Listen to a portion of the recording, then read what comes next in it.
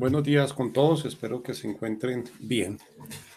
Bueno, antes de continuar con nuestra clase del día de hoy, voy a comentarles dos cosas. La primera es la próxima clase, que terminamos, digamos, con el capítulo de calidad. Vamos a ver un tema de unos ejercicios de la evaluación estadística del concreto.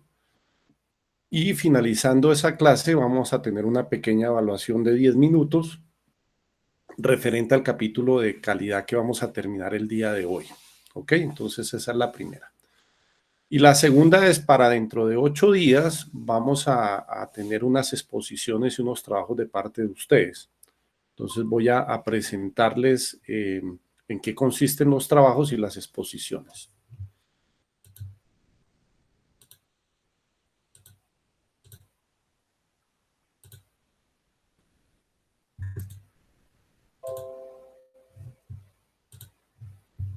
Entonces, van a exponer ustedes referente a concretos especiales. Hemos visto, digamos, a lo largo del curso, digamos, hemos hablado todo el tiempo del concreto, inclusive ustedes ya han trabajado los diseños de mezclas, donde vemos que tenemos diferentes resistencias, diferentes tipos de materiales, diferentes slam, contenidos de aire, aditivos, etcétera, ¿cierto? Pero además hay concretos que hay que especificar y hay que, digamos, tiene unas características especiales de acuerdo a las condiciones o del sitio donde se colocan o a la forma de colocación o a las características propias del concreto. Entonces, la idea, aquí vamos a ver un listado, lo dejo de referencia a todos para los que quieran, digamos, y profundizar, investigar. Bueno, en este grupo solo tenemos 3 grupos de los que conformamos a principio de semestre. Entonces van a exponer, digamos, sobre 3 temas que ya los tengo ahí seleccionados. Entonces, al respecto, pues, digamos, la idea es, acá, digamos, tienen los diferentes temas y acá están, digamos, o sea, tenemos diferentes temas, estimación de concreto en resistencia in situ, concreto en el clima cálido, concreto en estado en clima frío, curado del concreto, concreto lanzado, concreto permeable, concreto con agregados ligeros, concreto autocompactante, todo lo que tiene que ver con el módulo de elasticidad, fisuración, movimiento bajo carga o creep y otros concretos especiales. Entonces, aquí están, digamos, seleccionados los grupos. El grupo I va a trabajar sobre el concreto lanzado, el grupo M sobre el concreto permeable y el grupo J sobre el concreto autocompactante. ¿Ok? Aquí, digamos, hay un listado bibliográfico de referencias de diferentes documentos donde se habla de todo lo que estaba en el slide anterior. Inclusive tiene los códigos para que lo puedan ubicar en la biblioteca virtual de la universidad.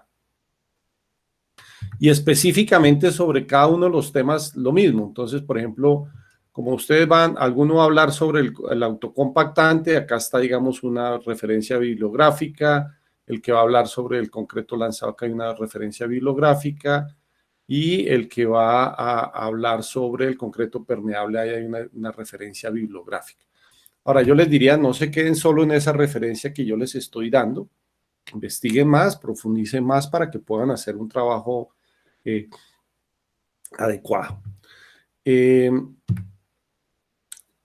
trabajo va a ser similar al que hicimos en la permanente 1. O sea, va a tener una parte escrita y una exposición. Y la parte escrita, de acuerdo, de nuevo, para que se sigan, digamos, habituando o acostumbrando al tema de que no podemos, digamos, tener mucho plagio, llamémoslo así, que así es como se nombran normalmente, o sea, copiar mucho copy-paste, pues vamos a pasar el trabajo a través del Turnitin para verificar el tema de autenticidad. Recordamos que no podemos pasarnos del 20%, digamos, en esa parte de referencias que sean iguales de acuerdo al Turnitin. De esto les recuerdo, por favor, el trabajo hay que entregarlo en Word. En Word, por favor, hay que colgarlo en Word para que pueda, digamos, correrlo adecuadamente y hacer la verificación en el Turnitin. ¿Ok? Entonces vamos a tener ya esto ustedes ya lo conocen, fue lo la vez pasada, digamos, el tema, digamos, del informe escrito, bajo el mismo formato que ya manejaron ustedes la vez pasada, que es el formato de la universidad, en donde la idea es que el trabajo esté entre 2.000 palabras, más o menos 10%, o sea, entre 1.800 y 2.200 palabras como máximo, tenga el trabajo escrito. Utilicen todos los formatos, el formato de la APA, que ya también lo trabajaron la vez pasada, que tiene que ver, digamos, con la forma, tamaños de letras, interlineados y demás. Y va a haber una exposición de cada uno de los grupos, ¿no? Bajo las mismas condiciones de la vez pasada, van a tener cada grupo 10 minutos para hacer su exposición. Muy importante que hay que elaborar un tríptico, un resumen digital para el resto de los grupos. Acordémonos que todo lo que nosotros exponemos aquí o que ustedes exponen es de interés de todos, no solamente lo que yo expongo y podría ser evaluable, ¿no? Entonces,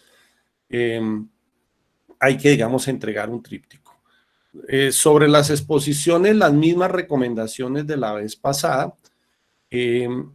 Todavía no he definido, dentro de 8 días lo definiré cuando arranquemos la clase, si voy a escoger a alguien o si voluntariamente dejo que ustedes lo hagan, o si ustedes proponen que todos los del grupo, entre todos lo van a exponer, lo cual pues a veces no es tan fácil por lo corto del tiempo, 10 minutos para que 5 o 6 expongan, no es tan sencillo, pero digamos con los mismos criterios de la vez pasada. Por favor, identifiquen sus trabajos con los números, el número de su grupo, el nombre de su grupo, L o I o lo que sea, ¿no? Para que yo lo pueda identificar fácilmente, porque a veces no me le coloca, entonces tengo yo que estar entrando y saliendo. Para subir todo el material, o sea, el trabajo en Word, la presentación que vayan a hacer el próximo jueves, más el tríptico o el documento de ayuda, van a tener hasta el próximo miércoles 23 hasta las 11:59 de la noche. Yo les pido, mire, están teniendo una semana para poder hacer eso. No lo hagan a última hora de subirlo, porque entonces siempre es el problema, faltando un minuto, que se colgó el sistema, que el archivo es muy pesado. Y entonces generan problemas a todos, porque me generan problemas a mí, porque entonces no puedo calificar directamente desde el sistema, sino me toca salir a buscar si fue que me lo enviaron al correo. Luego tampoco tengo la facilidad de poderlo correr fácilmente en el Turnitin, porque si no está en el sistema no se hace en forma, digamos, adecuada. Entonces yo les pediría, bueno, tomen las precauciones del caso para que esa hora límite sea con el trabajo ya cargado, no que sea para el momento en que inicien a cargar el trabajo. ¿Ok? Entonces, esa, digamos, es la actividad que vamos a tener sobre concretos especiales para la próxima semana. ¿Alguna inquietud sobre la actividad? ¿Alguna pregunta?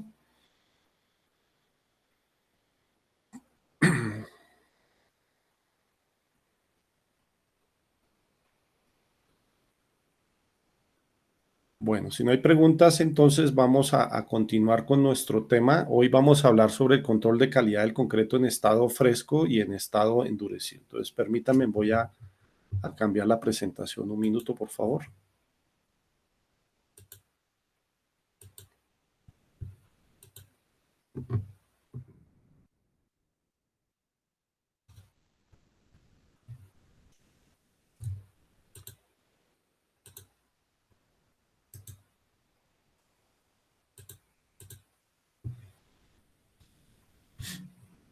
Ingeniero, una consulta.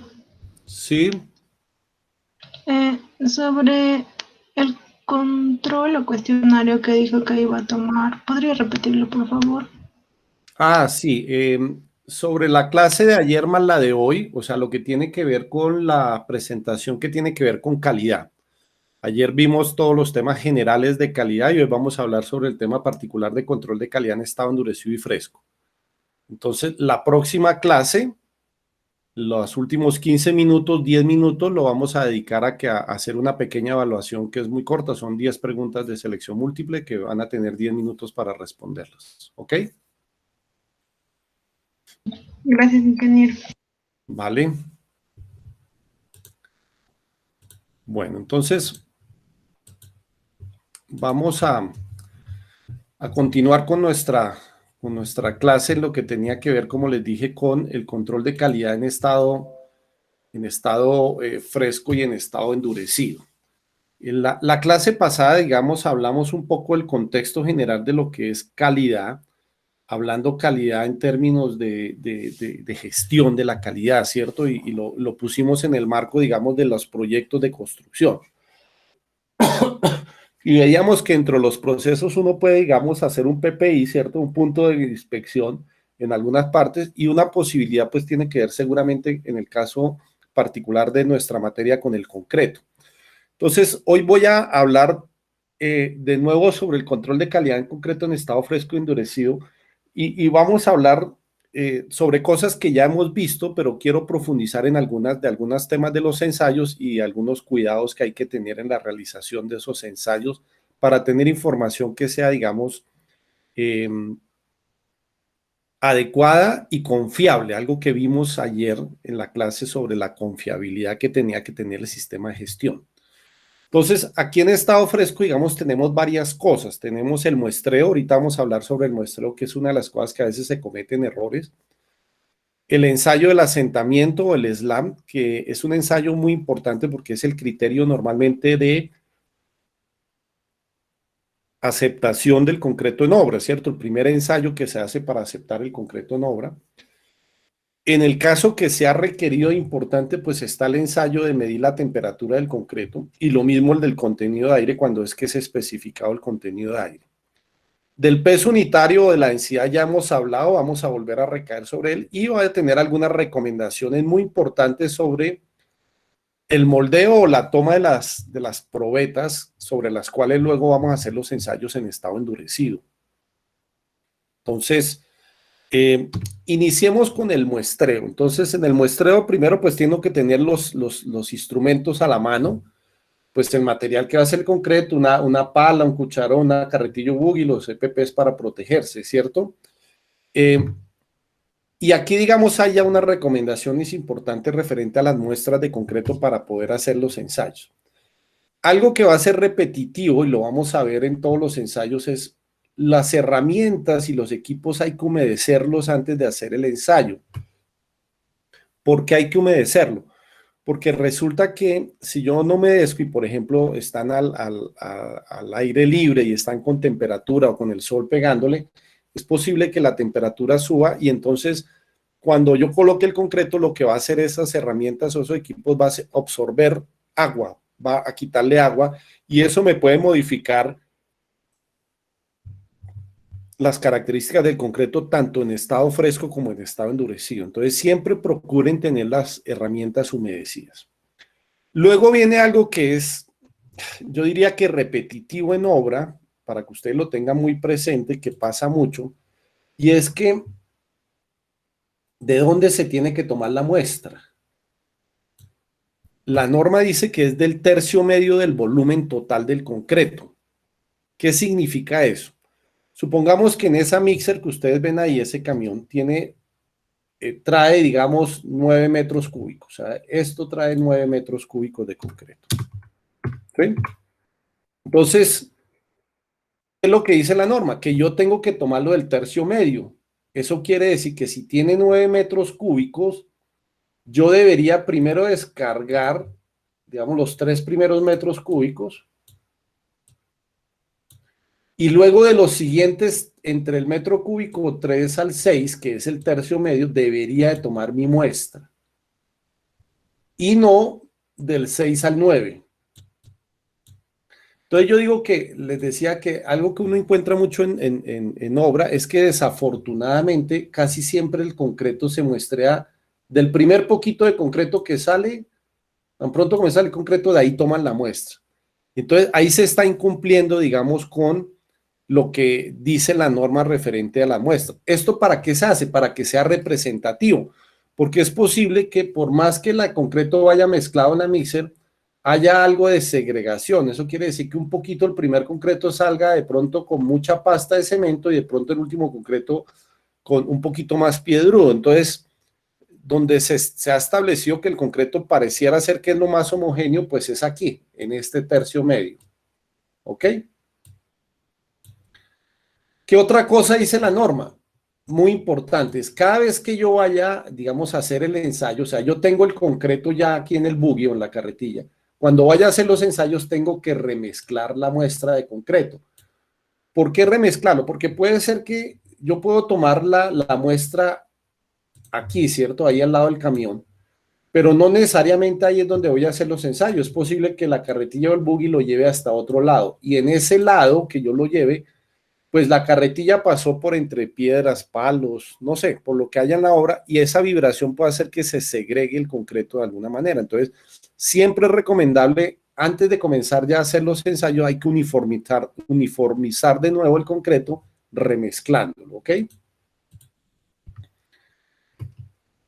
Lo otro que dice es que la muestra debe ser 2 porciones, o sea, de ese tercio medio yo tomo un poquito al principio, en algún momento vuelvo y tomo otro poquito para completar la muestra, o sea, no solo de una sola tanda de concreto, sino descargo un poco, sigo descargando y de otro momento descargo otro y completo la muestra, pero entre las dos muestras no debería de pasar más de 15 minutos. Y esto también es importante porque a veces toman la muestra y la dejan ahí un poco de tiempo antes de terminar de tomar la muestra, ¿cierto? Ahora, una vez que ya tengo la muestra, los ensayos que vaya a hacer de pruebas de control de calidad al concreto en estado fresco, las tengo que hacer máximo los 5 minutos después de que he tomado la muestra. Porque sucede también que a veces toman la muestra y dejan el buggy ahí 1 o 2 horas mientras se desocupan o tienen el tiempo para hacer los ensayos. No, tiene que ser a los 5 minutos. Y la recomendación de la norma es que el tamaño de la muestra sea de 1 pie cúbico. Ahora, yo diría que más que 1 pie cúbico, lo importante es que ustedes determinen qué cantidad de muestras o de ensayos van a hacer y calcular el volumen. Porque, por ejemplo, si van a hacer viguetas y van a hacer varias viguetas para medir la flexión del concreto, pues van a necesitar bastante volumen de concreto, que una vigueta es grande. Si van a hacer probetas de las grandes es diferente el volumen a si van a hacer probetas de las pequeñas. Si van a hacer probetas a diferentes edades y no solo una edad, entonces van a necesitar, entonces va a depender de que ustedes hagan siempre en todo caso un cálculo previo preliminar de cuáles son los ensayos que van a hacer para que estimen la cantidad conveniente de concreto, ¿ok?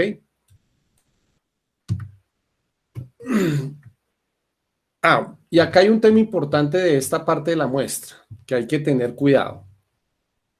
La muestra que yo tome no la puedo volver a utilizar. ¿A qué me refiero? Hay veces que toman la muestra y, por ejemplo, hacen el ensayo del slam y cogen ese concreto y vuelven y lo meten en el buggy la carretilla. No, ese concreto ya se tiene que desechar. Si fue utilizado para el slam o si fue utilizado, por ejemplo, para el contenido aéreo, para la masa unitaria, ya esos concretos no los puedo usar para otras muestras porque son concretos que están, como se llama, remoldeados. O sea, ya han sido concretos que, por ejemplo, los he compactado con la varilla, les he hecho cosas, o sea, ya los he manipulado, entonces ese concreto hay que desecharlo, hay que tener cuidado con eso porque también es una práctica usual que vuelvan a intentar utilizar el concreto para hacer otros ensayos.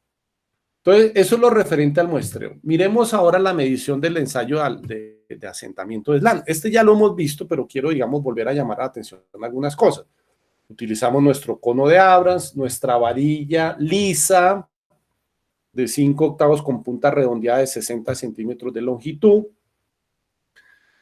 Necesitamos una base para colocar el cono, que debe ser una base plana, rígida, no absorbente, de manera de que se pueda hacer en forma adecuada el ensayo. Obviamente 1 metro, un flexómetro, un cucharón, la carretilla, el buggy, los elementos de protección, ¿cierto? Y entonces, ¿para qué me sirve a mí este ensayo? Pues me dice qué tan fácil es mezclar, transportar, colocar y consolidar el concreto, ¿cierto? Debería siempre uno poder visualizar en esa trabajabilidad que esa trabajabilidad se dé, pero sin que haya segregación, o sea, que siempre haya pasta de mortero alrededor del agregado grueso. También me puede medir la consistencia, o sea, qué tan húmedo es el concreto, y obviamente eso va a depender de qué tanta agua estoy utilizando yo, ¿cierto? Entonces, donde aparecen los tipos de concreto que ya hemos hablado, de acuerdo, digamos, a la plasticidad o a la consistencia que tengan, ¿no? Entonces, acordémonos de nuevo, hay que humedecer todos los equipos y la base sobre la que voy a colocar para evitar de que la absorban. Este cono tiene unas aletas y unas asas. Las aletas son para colocar los pies y las asas para las manos. Y acá hay una regla que siempre hay que aplicar y es, una vez que yo arranco a hacer el ensayo, nunca puede estar suelto el cono. Siempre tiene que estar lo que se llama la regla de dos. Es o los dos pies o un pie o una mano cruzado, para garantizar de que el cono durante el desarrollo del ensayo nunca se mueva, porque si se mueve ya no aplica el ensayo. Vamos a tener una observación referente al ensayo. Bueno, esto ya lo hemos hablado, lo vamos a repasar, que es que se hacen 3 capas de igual volumen, no altura, porque es un tronco cónico, ¿cierto? Que cada capa se compacta con 25 golpes de la varilla. Ahí lo importante es que tienen que ser, digamos, alrededor de toda el área, y no, porque a veces uno lo ve que se quedan dándole el golpe en el mismo hueco, no tiene que ser que cubra toda el área. Lo mismo que en la segunda y tercera capa, preferiblemente se penetre por lo menos 1 pulgada la capa inferior, ¿cierto? Y que la última, yo lo vaya rellenando, porque en la medida que yo lo voy compactando, el concreto se va bajando. Entonces es posible que le eche al principio, lo voy, digamos, compactando, y si veo que se baja por debajo del concreto del cono, puedo parar y colocarle más concreto. Pero tengo que seguir contando el mismo número de compactación. O sea, lo que quiero decir es, yo, por ejemplo, voy en la compactación con la varilla número 10 y veo que se bajó. Puedo colocarle un poquito más de concreto y la compactación o la chuzada que sigue va a ser la número 11. No es que vuelva a arrancar otra vez de cero, hasta completar las 25 y que el concreto quede, digamos, siempre un poquito por encima. Luego de eso, pues se enrasa, se retira, se limpia alrededor del cono. O sea, si hay desperdicios aquí, en ese momento importante siempre que la regla de los dos, o sea, que estén los dos pies o una mano y un pie cruzados para limpiar alrededor. Y retiro el molde, y ese retiro tiene que hacerse en 5 más o menos 2 segundos. O sea, no puede ser muy, muy rápido ni tampoco muy, muy lento. Tiene que ser totalmente vertical, sin generar ningún tipo de movimiento ni lateral, ni de giro o de torsión, porque eso va a distorsionar el ensayo, ¿cierto? Ahora, todo ese ensayo se debe hacer en 2 minutos y medio como lapso máximo. Y luego pues se hace la medida. Ya sabemos que, digamos, la medida pues se toma de la parte inferior de la varilla a la parte media del cono que digamos, se ha sentado, y esas serán las pulgadas que me van a determinar la consistencia y la trabajabilidad que tenemos en nuestro concreto. Ensayo, insisto, muy importante, porque normalmente es el ensayo de lo que se llama el criterio de aceptación que tiene, digamos, un concreto, ¿ok? Vamos a la medición de la temperatura. Entonces, la medición de la temperatura, pues es un ensayo relativamente sencillo, pero hay que tener algunos cuidados. Obviamente necesitamos tener nuestro termómetro, nuestro concreto, nuestro buggy o recipiente en donde vaya a tener. La primera recomendación es que tiene que ser un termómetro de vástago metálico, así como estos dos que ustedes ven aquí, que el vástago es metálico. ¿Por qué? Porque resulta que si yo utilizo el termómetro que utilizamos para la salud, que es ese de vidrio, el problema no es que no se pueda usar, el problema es que ese vidrio se va a rayar, y en concreto pues es altamente abrasivo. Entonces, la primera, segunda medida ya no vamos a poder ver lo que dice el termómetro. Entonces, tiene que ser para trabajo, digamos, pesado, y para eso son estos vástagos metálicos. Lo segundo es que el ideal es que tenga un dial, ¿cierto? Digital, para poder hacer una lectura con precisión. La longitud de este vástago, ahorita vamos a ver que es importante, porque siempre tiene que haber por lo menos 3 pulgadas de concreto recubriendo ese sensor o ese vástago, o sea, mínimo 10 centímetros. Y hay que dejarlo por lo menos 2 minutos hasta que se estabilice la lectura, porque esa es la otra. A veces lo colocan y de inmediato leen, y no, pues él se demora un tiempo en estabilizar y hacer la lectura adecuada.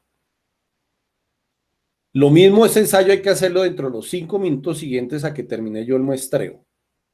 Ahora, ojo con algunas recomendaciones de este ensayo, muchachos, y es, a veces colocan el termómetro o el vástago o el sensor contra la carretilla o contra la pala o tocando el cucharón. Eso hay que evitarlo, porque si se hace eso, termina uno midiendo la temperatura a esos materiales y no al concreto. Tiene que ser que quede totalmente recubierto en concreto. Evitar, por ejemplo, que la punta del vástago vaya y toque el buggy abajo, no tiene que también tener concreto alrededor, o sea, que esté totalmente cubierto de concreto para lo que realmente yo mida sea la temperatura del concreto. Acordémonos que este ensayo a veces también puede ser exigido de acuerdo a, por ejemplo, las condiciones de colocación del medio ambiente. Si la temperatura es muy baja o muy alta, recordemos que los concretos normalmente por debajo de 5 grados centígrados van a tener problemas de hidratación del cemento, y por encima de los 32 a los 34 grados centígrados lo mismo. Entonces, cuando hay ese tipo de consideraciones, cuando es muy importante medir la temperatura del concreto para controlarla, pues se hace este ensayo. ¿Ok?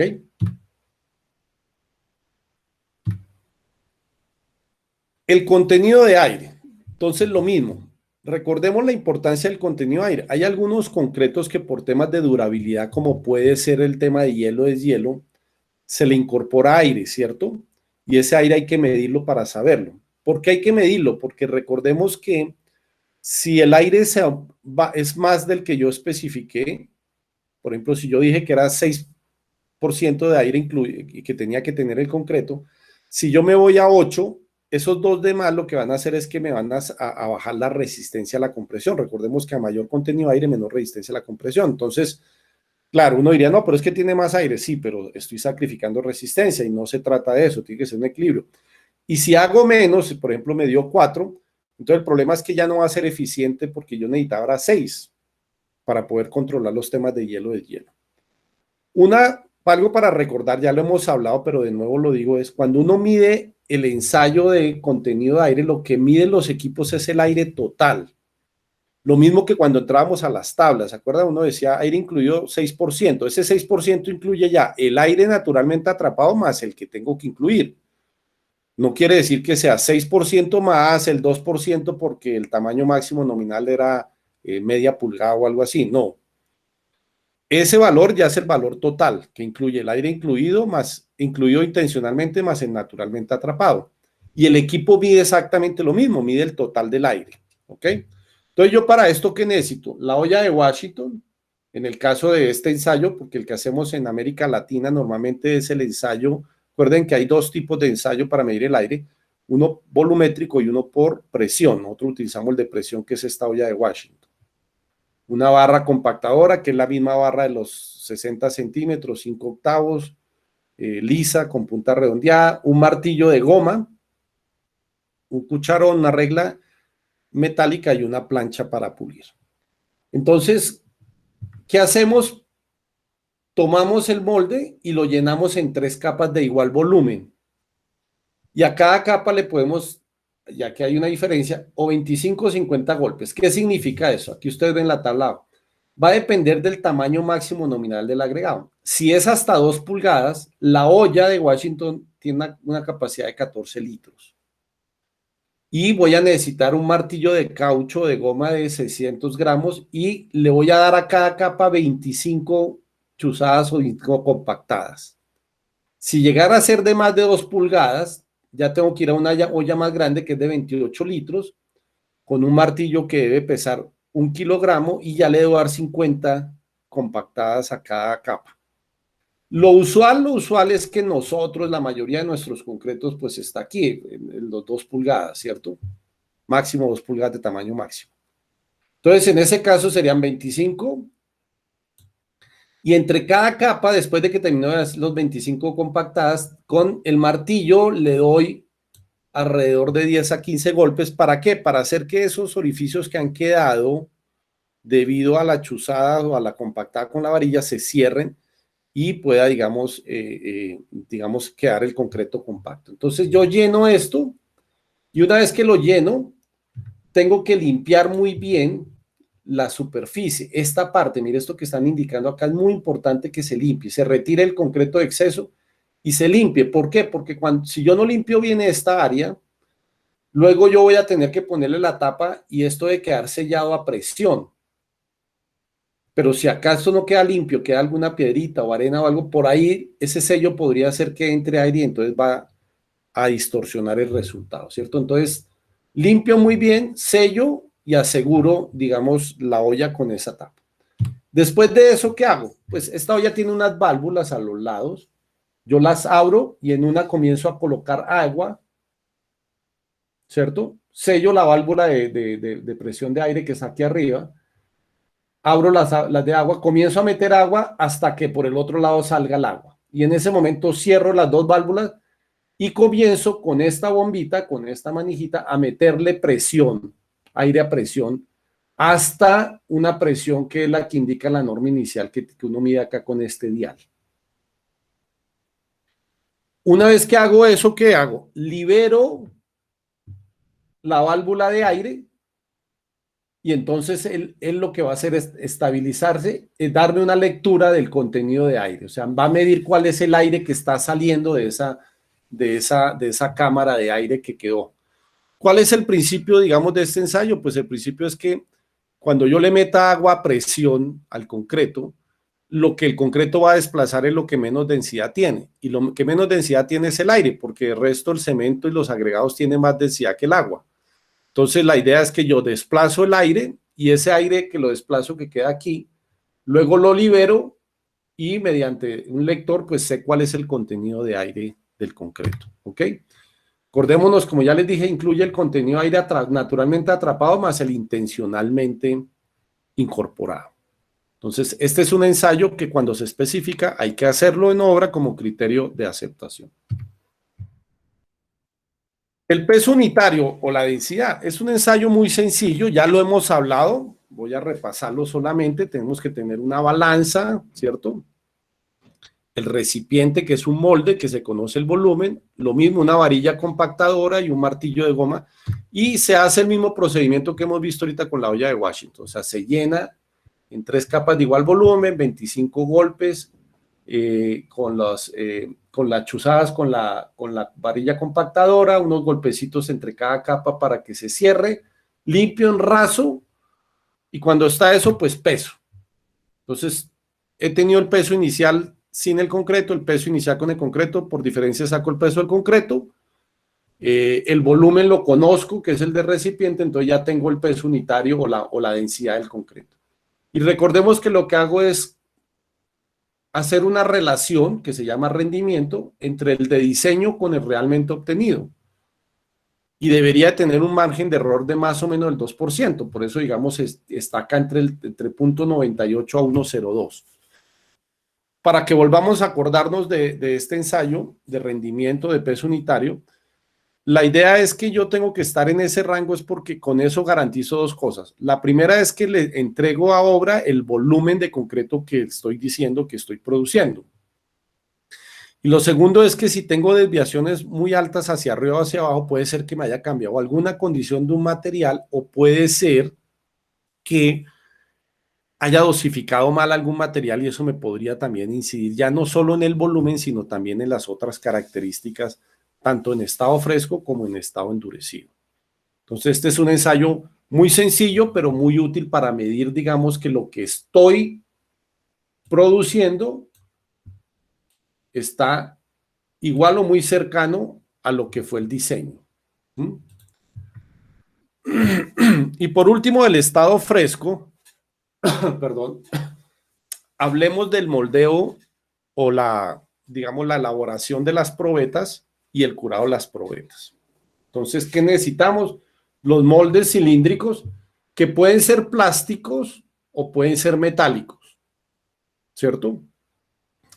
La varilla lisa de 5 octavos con punta redondeada para el caso de las probetas grandes, las de 6 por 12 pulgadas, porque ya sabemos que, y ahorita lo vamos a ver al final de las probetas pequeñas, las 4 por 8, la varilla es de 3 octavos, no es de 5 octavos, pero también es lisa y con la punta redondeada.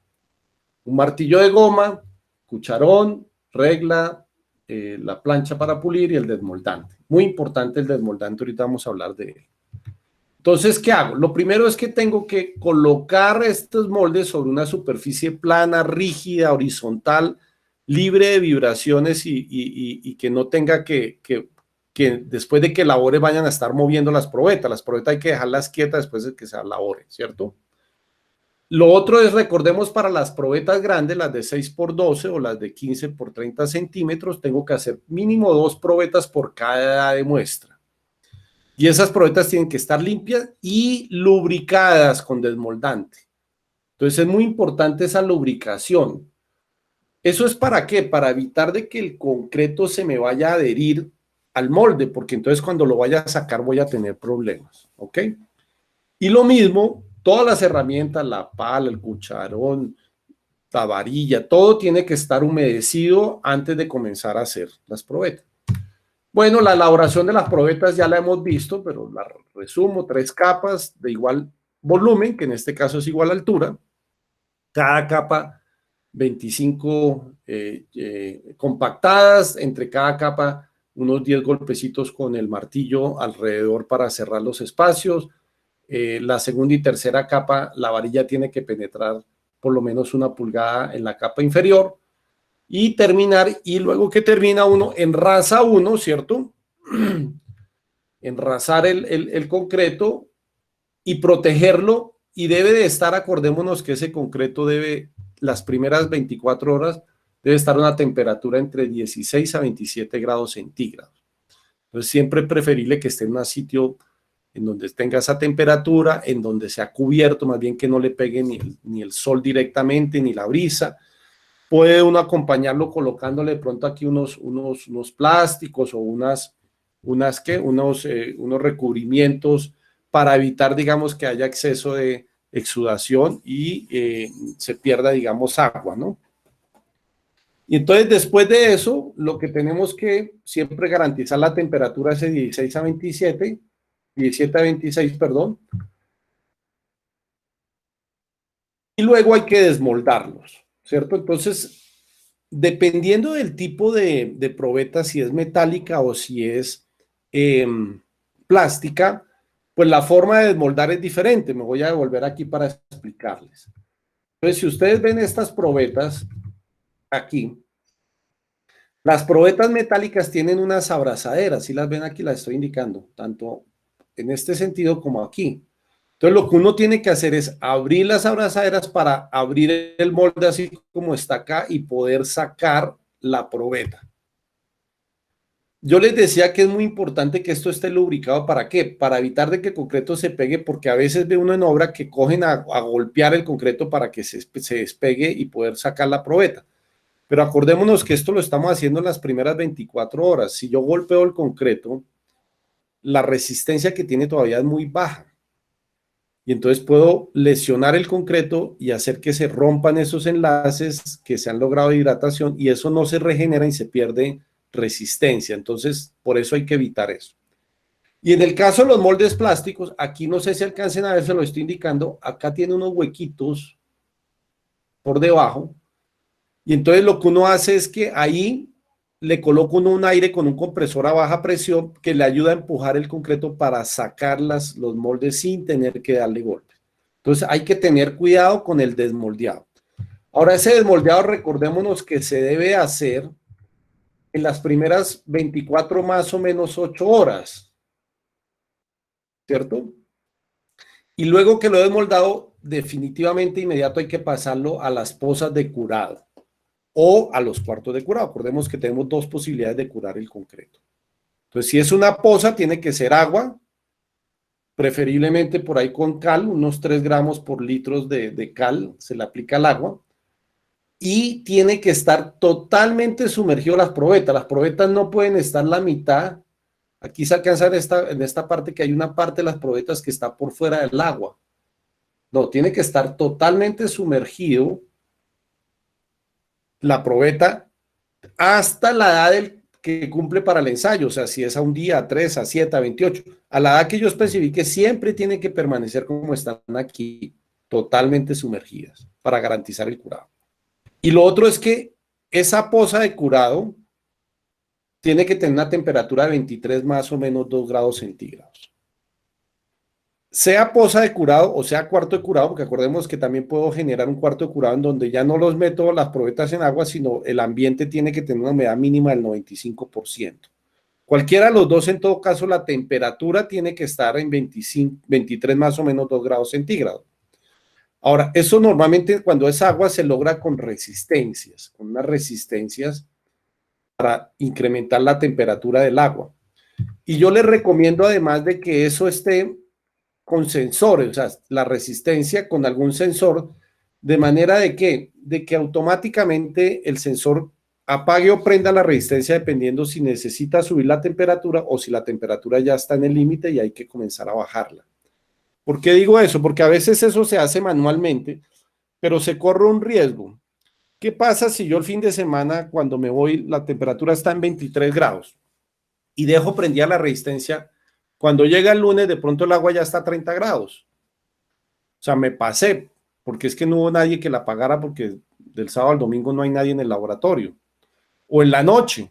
Entonces yo fui y estaba en 27 y la pagué porque ya estaba en el límite y me fui, pero estaba bajando la temperatura mucho o está en un sitio muy frío.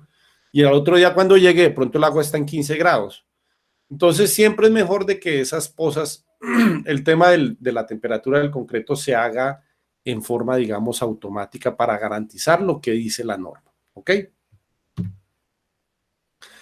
Si son las probetas pequeñas, las probetas de 4 por 8 o de 10 por 20 centímetros, entonces acordémonos que ya no son dos, sino son tres testigos por edad y se compacta, como les dije, con una varilla de 3 octavos, no de 5 octavos, y en dos capas, no en tres capas.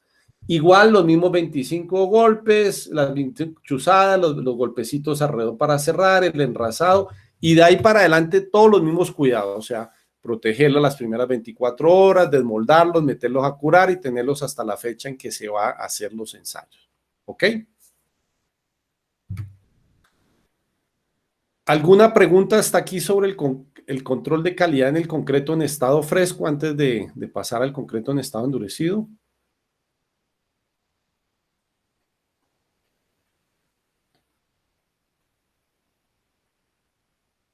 Bueno, si no hay inquietudes, vamos a hacer un break de 5 minuticos para que continuemos con la parte del concreto en estado endurecido.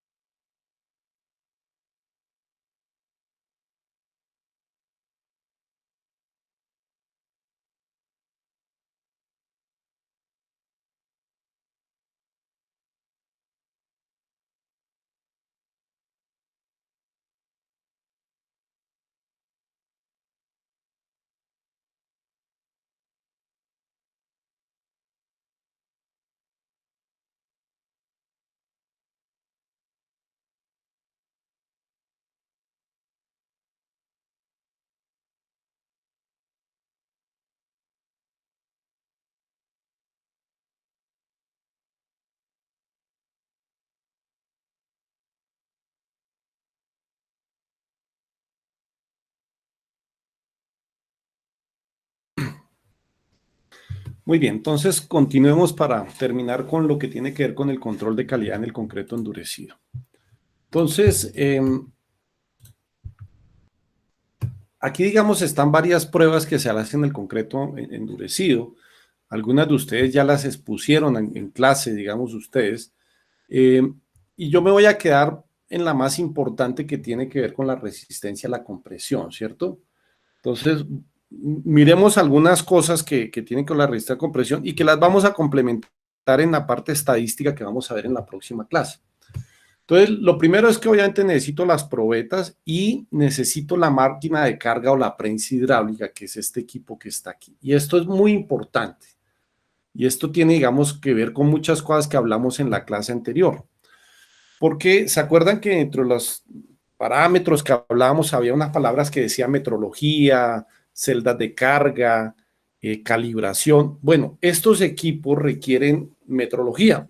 Metrología es la ciencia que se encarga de garantizar que los equipos de medición se encuentren calibrados. Y calibrados significa que la información que den o la información que uno obtenga de ellos sea confiable, o sea, que no haya desviaciones. Entonces, ¿cómo calibra uno un equipo de estos? Pues normalmente lo que tiene uno es unas celdas de carga que uno coloca aquí, que ellas están, digamos, calibradas o diseñadas para que la lectura que ellas den sea la misma que tiene que dar la prensa, tienen que coincidir. Si por alguna razón no coincide, entonces la prensa está descalibrada y hay que calibrarla, hay que ajustarla. Eso es para darle confiabilidad, que la lectura que yo obtengo sea la que es. Aquí siempre les recomiendo a todos, cuando ustedes pidan un ensayo y estén de por medios equipos de medición, pidan los certificados de calibración de esos equipos para que estén ustedes tranquilos y confiados de que esa información es la que es y no que de pronto esté distorsionado, ¿ok? De otro lado, vamos a necesitar un micrómetro, que es este aparato de aquí que le permite a uno medir con precisión dimensiones, longitudes, ¿cierto? Los pads de neopreno o el capping de azufre, acordémonos que vamos a tener que hacer el refrendado del azufre con azufre, ¿se acuerda? Que es garantizar ese paralelismo entre las caras que tiene que tener las probetas. O sea, yo tengo que garantizar de que esta cara aquí sea paralela con esta de aquí abajo, ¿cierto? O lo puedo hacer con las almohadillas de neopreno, que digamos me deben de garantizar lo mismo, o sea, que estas dos caras estén paralelas cuando yo lo coloque la probeta aquí en la prensa, ¿cierto? Para que la carga se distribuya uniformemente. Entonces, digamos, son los equipos que yo necesito. El ensayo, pues, cosas importantes del ensayo. Yo tengo que retirar los especímenes de la poza de curado y los debo secar o dejar secar. No se debe hacer el ensayo con las probetas húmedas, hay que dejarlas secar. Debo medir el diámetro de las caras, ¿cierto? Y obtener un promedio. ¿Para qué mido eso? Para obtener el área. Ahorita vamos a ver por qué, para qué la necesito. Y colocar el espécimen en la prensa y aplicarle una carga que decimos que tiene que tener una velocidad controlada de 20 a 50 libras por pulgada cuadrada por segundo. Y aquí siempre recomiendo lo mismo. Las prensas deberían de ser prensas hidráulicas sistematizadas, o sea, que el mismo sistema sea el que controle esta velocidad, porque hay prensas hoy en día todavía se ven en donde manualmente con una varilla le aplican la carga y con una perilla van regulando la velocidad. Entonces depende del operador y puede el operador equivocarse o no meterlo en los rangos y eso me puede alterar el resultado. ¿Ok? Entonces, ¿qué hago con eso? Pues de la prensa que obtengo, de la prensa hidráulica, pues obtengo la carga, la fuerza, ¿cierto? La fuerza que soportó. Y tengo que calcular el área. Entonces, ¿el área cómo la calculo? Con el micrómetro, como dijimos, hemos medido las dos dimensiones de las caras, ¿cierto? Esta dimensión de aquí y esta de aquí. Sacamos el promedio y obtenemos el área. Y entonces ya cuando tenemos fuerza sobre área, pues ya tenemos nuestra resistencia a la compresión. Entonces, el ensayo, pues hay que tener muchos cuidados, ya lo hemos visto. Uno de los importantes es esto, es la edad del ensayo. ¿A qué se refiere con la edad del ensayo? Es que hay unos rangos permisibles desde la hora que yo tome las probetas al momento en que voy a hacer el ensayo.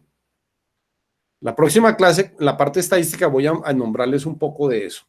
Pero, ¿qué es importante aquí para que lo tengan en cuenta? Mire, si yo voy a fallar las probetas a un día, el rango máximo que tengo es media hora. O sea, si yo tomé las probetas, por ejemplo, hoy a las 11 de la mañana y las voy a fallar mañana, las tengo que hacer en el rango entre las 10:30 y las 11:30. ¿Por qué eso? Porque como está en estado fresco, todavía es en una hora, y acordémonos que la resistencia, la hidratación del cemento se va dando más rápido en las primeras edades, ¿cierto? Pues resulta que si yo, por ejemplo, a las 24 horas quiero fallar, pero no lo hago, hoy tomé a las 11 de la mañana y mañana hago la probeta a las 7 de la mañana, le estoy quitando 4 horas de hidratación al cemento, y 4 horas de hidratación en 24 horas, pues es la sexta parte de ganancia de resistencia, o sea, sí puede verse afectado. O si lo voy a hacer a las 8 de la noche, entonces le estoy colocando 9 horas más, que en 24 es la tercera parte, o sea, le estoy dando una tercera parte más de ganancia de resistencia. Entonces, a edades tempranas eso es muy susceptible a cambiarse. Entonces, si es a un día de ser media hora, si es a 3 días ya me permite 2 horas, si es a 7, 6, claro, y va aumentando. Mire que a 28 días ya casi que tengo un día de tolerancia. ¿Por qué? Porque obviamente la proporción ya no es lo mismo. No es lo mismo esas 4 horas en 24 horas a 4 horas en 28 días. O sea, ya ahí no hay una mayor incidencia. Entonces hay que tener mucho cuidado con los tiempos en los cuales yo voy a fallar. Entonces hay que tomar en cuenta, sobre todo, insisto, en edades tempranas, en 1 y 3 días, sobre todo, tengo que tener en cuenta a qué hora fue que elaboré las probetas y a qué horas es que las tengo que fallar. ¿Vale? La forma de la falla también es muy importante. ¿Por qué? Porque como falle la probeta, yo tengo que verificar cómo falla. El ideal es que falle como en cono, como está acá en el numeral A. Significa que la probeta estuvo bien elaborada.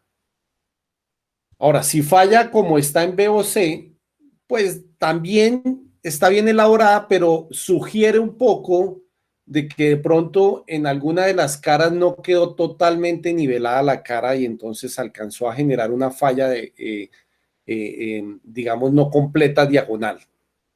Ahora, lo que sí es que si falla como está en la forma D o la E, pues son fallas inadecuadas.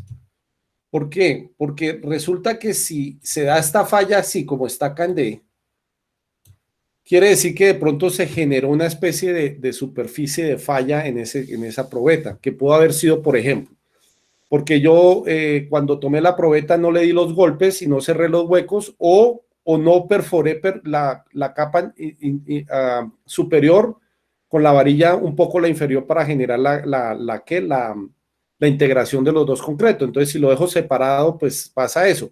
O a veces, ¿qué sucede? A veces sucede que hacen, por ejemplo, colocan una capa y se van a hacer otra cosa y vuelven a la media hora a colocar la siguiente. Entonces ya se genera una junta fría porque ya ese concreto ha endurecido, el otro está todavía más fresco. Entonces ya no es un concreto monolítico, está separado. Entonces cuando voy a fallar pasa eso.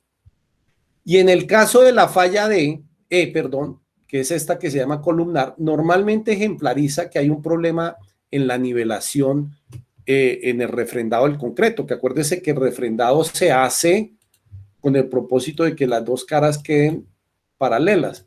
Pero si por alguna razón no quedó paralela, es posible que lo que suceda es que la carga termina aplicándose solamente en una área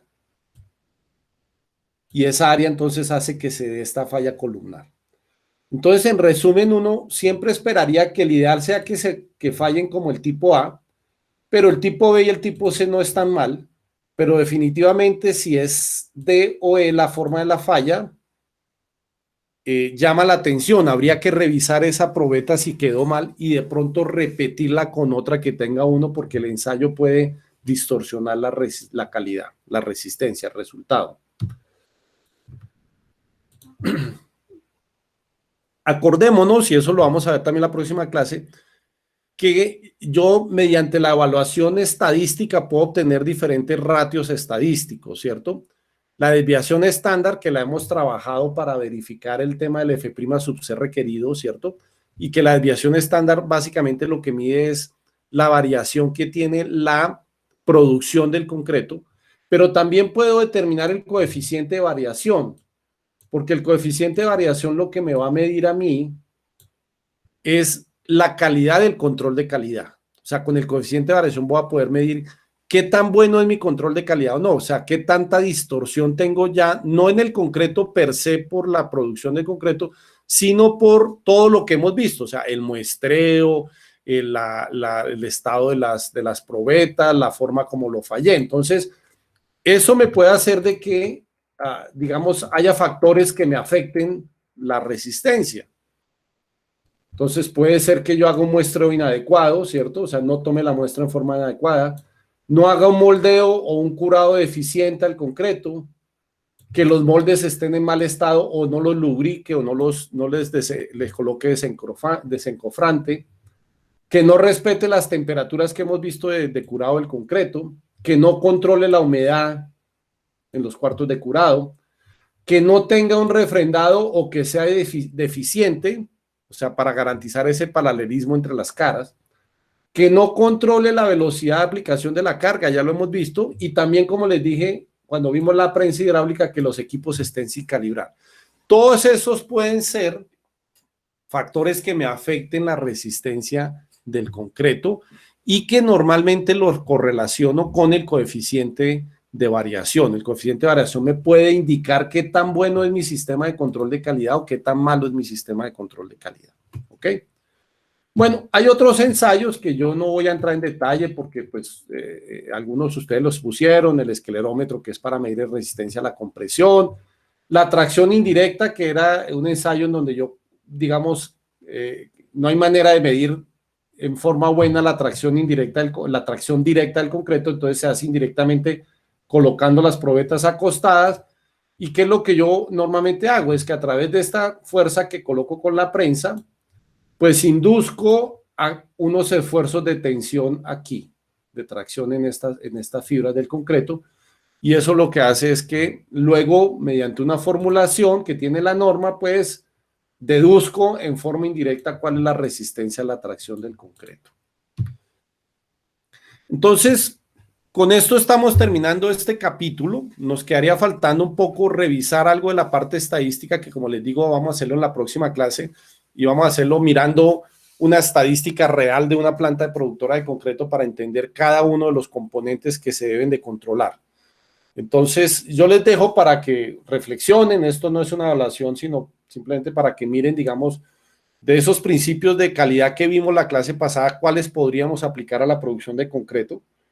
¿Qué procesos de control de calidad podemos tener en el concreto en estado fresco endurecido?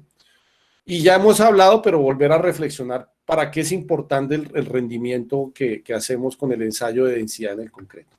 Entonces, con esto hemos terminado, digamos, esta unidad en donde básicamente vimos que los sistemas de gestión de calidad pues son importantes en forma integral para controlar la calidad de la obra y cumplir las expectativas y los requerimientos de los clientes, ¿cierto? Y esto fue una manera de introducirlo a ustedes en los sistemas de gestión de calidad, si bien está muy concreto, pero para que entiendan cómo son los sistemas integrados, ¿cierto?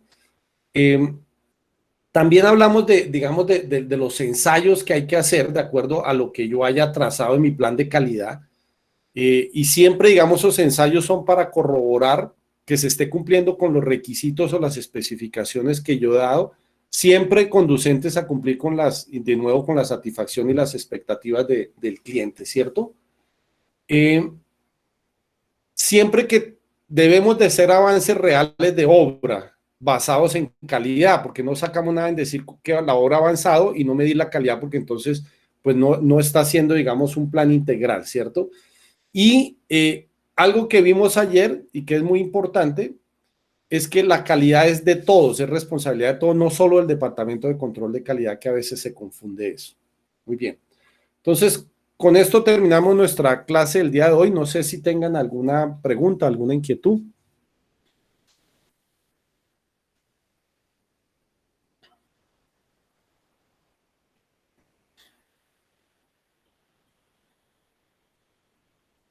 No, ingeniero. Bueno, Wilber, muy bien. Si no hay inquietudes, entonces nada, desearles que tengan un excelente día, resto de semana excelente, cuídense mucho y nos vemos la próxima semana en clase, ¿ok? Que estén muy bien. Hasta luego. Hasta luego con todos, que estén bien.